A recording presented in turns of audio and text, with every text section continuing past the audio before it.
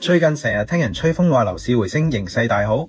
現實係班中小型發展商嘅負債比率仲係直踩上去，危機越滾越大，新盤被銀行接管，甚至仲有樂豐創辦人頂唔順輕生。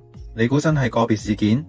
本土研爆咗張25間發展商負債表，原來有成10間踩晒紅線。地產界有個標準，負債過40%就警戒，過50%直入 ICU。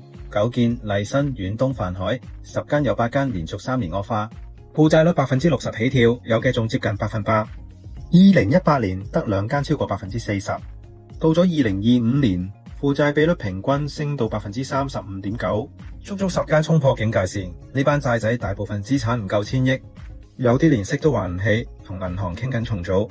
以前樓市旺，高共管借錢當食生菜，依家商業市道未見底，利息又貴，就算冇咗納稅，有大陸買家掃貨，都填唔到以前瘋狂借落嘅巨債。中小型發展商而家融資度斷氣，仲邊有錢同你玩？結果咪地皮流拍，重建煞停。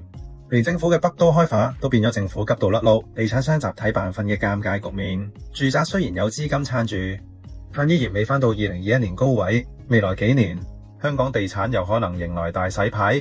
究竟邊間最危險？邊間仲撐得住？我係金仔，下集見。